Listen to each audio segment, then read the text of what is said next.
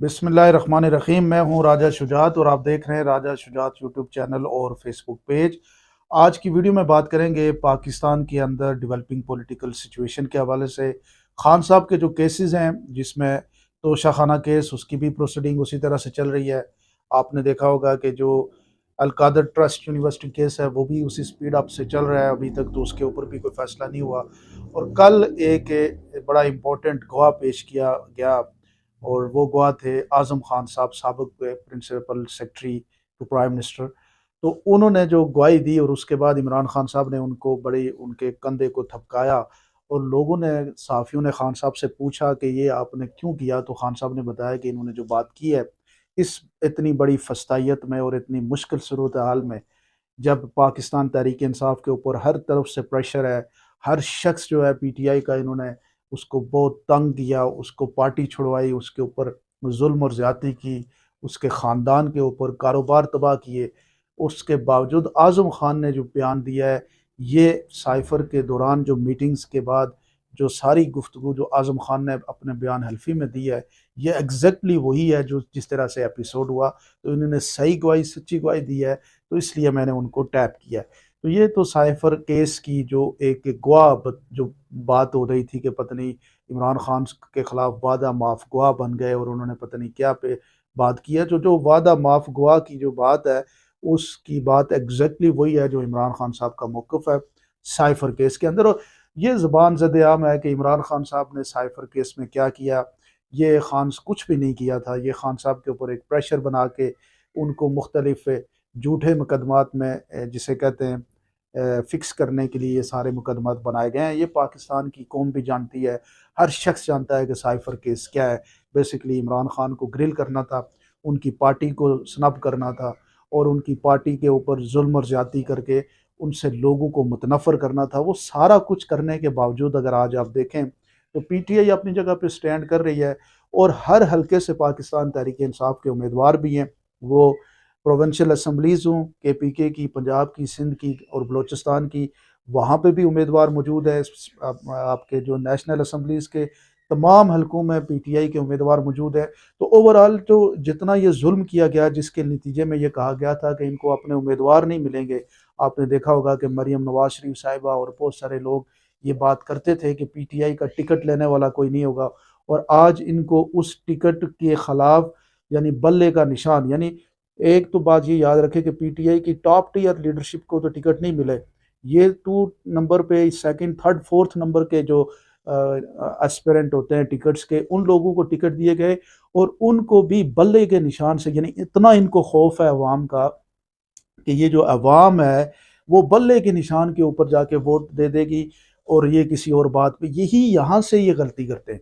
ये समझते हैं कि अवाम जो है वो भेड़ बकरी है, वो बल्ले के निशान को तो बस पहचान रही है और बाकी वो उनको पता ही कुछ नहीं है। इनको ये अंडरस्टैंडिंग ही नहीं हो रही कि पाकिस्तान के अंदर 5 करोड़ नौजवान वोटर है, सब समझदार लोग हैं। 4 करोड़ 5 करोड़ लोग मोबाइल, तकरीबन 8 करोड़ लोग पाकिस्तान के मोबाइल यूज़र हैं। सबको पता है कि पाकिस्तान के मसाइल क्या हैं। कुछ आपने देखा होगा कि एजड हमारे जो लोग हैं, जो 55 और उससे ऊपर की एज के लोग हैं, वो कहीं आपने जो नून लीग की हमायत में भी बोलते हैं कि इमरान खान ने क्या किया जी, उसने महंगाई की। वो ये भूल जाते हैं कि पिछले 16 महीने में इमरान खान हुक्मरान नहीं था, हुक्मरान तो ये नून लीग वाले थे।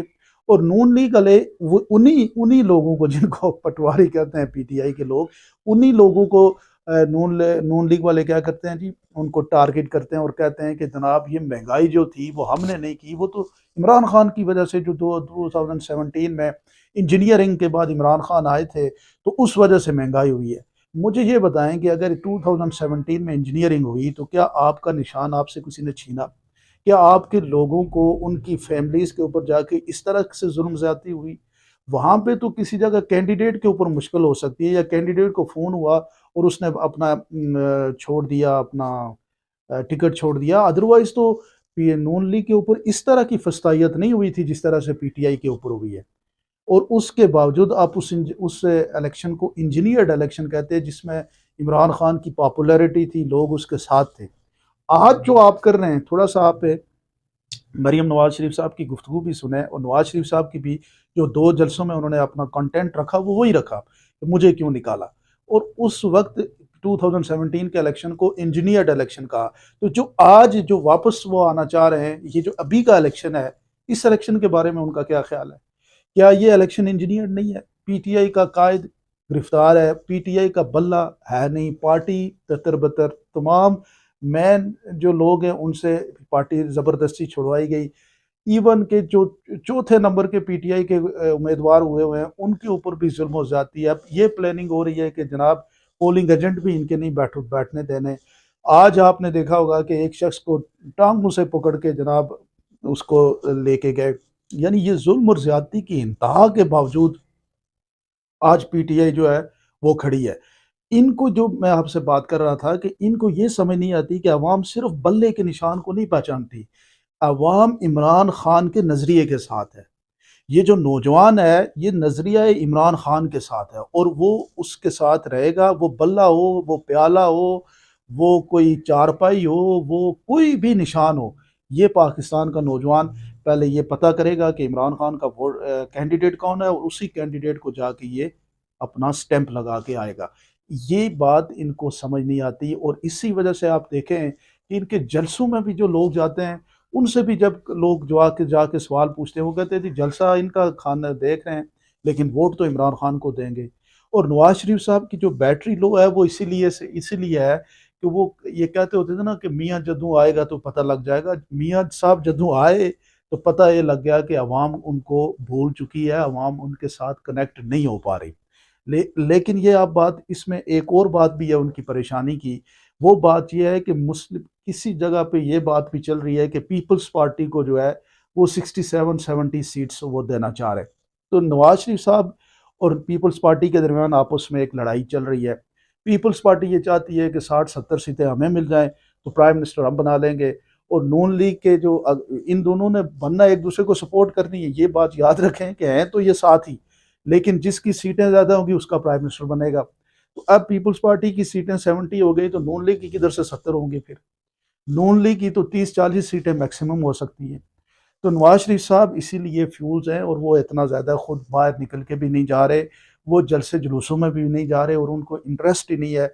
मरियम नवाज शरीफ साहब को वो भेज रहे हैं और ओवरऑल उनका कोई इंटरेस्ट नहीं है। इन सब का यही इंटरेस्ट है कि इमरान खान जो है वो गिरफ्तार रहे, वो कहीं बस इसी तरह अटक जेल में ही रहे। और वो गिरफ्तार रहेगा तो जितनी देर वो गिरफ्तार है इनके लिए आसानी है। लेकिन पाकिस्तान की कौम को ये समझना पड़ेगा कि आपके पास इस इलेक्शन के बाद दोबारा फिर 5 साल मौका ये नहीं। ये वो लोग हैं, इलेक्शन आप देखें जब इमरान खान ने इलेक्शन कॉल कर लिया, इन्होंने 1.5 साल की अपनी हुक्मरानी चलाई। ये दोबारा इलेक्शन लड़ने के करीब नहीं जाएंगे। ये एक दफ़ा इनका कोई सिस्टम बन के हुकूमत बन गई, ये 5 साल आपको किसी सूरत में जो है ना वो दोबारा इलेक्शन के प्रोसेस में नहीं लेके जाएंगे। तो बेहतर यही है कि ये जो वक्त है यही आपके पास गनीमत है। इस 8 तारीख के इलेक्शन को आपने सही लड़ना है और अपने लोग पीटीआई के कैंडिडेट को वोट देने हैं। और मैक्सिमम तादाद में आपके जहन में होना चाहिए कि जो लोग अभी ये कहते हैं ना हमने वोट नहीं देना, इनको ये नहीं समझ आती कि वोट नहीं देंगे तो फिर तो और जितना टर्न आउट कम होगा तो उतना इनके लिए फायदा है। वोट आप देंगे, वोट आपने इतनी बड़ी भारी तादाद में अपने तल्लकदार रिश्तेदारों से, इंटरनेशनली जो लोग मुझे देख रहे हैं, आप अपने रिलेटिव्स को बताएं, अपने पूरे पाकिस्तान में एक मूवमेंट डेवलप करें कि ताकि लोग जो है वो मैक्सिमम वोट कास्टिंग करें और 130-40 सीटें पीटीआई की निकलें। तब जाके वहां से जो इलेक्शन उसके बाद जो पाकिस्तान की पॉलिटिक्स होगी, वहां से पाकिस्तान की नई पॉलिटिकल राहें खुलेंगी। आप लोग क्या समझते हैं, जरूर मुझे कमेंट सेक्शन में बताइए।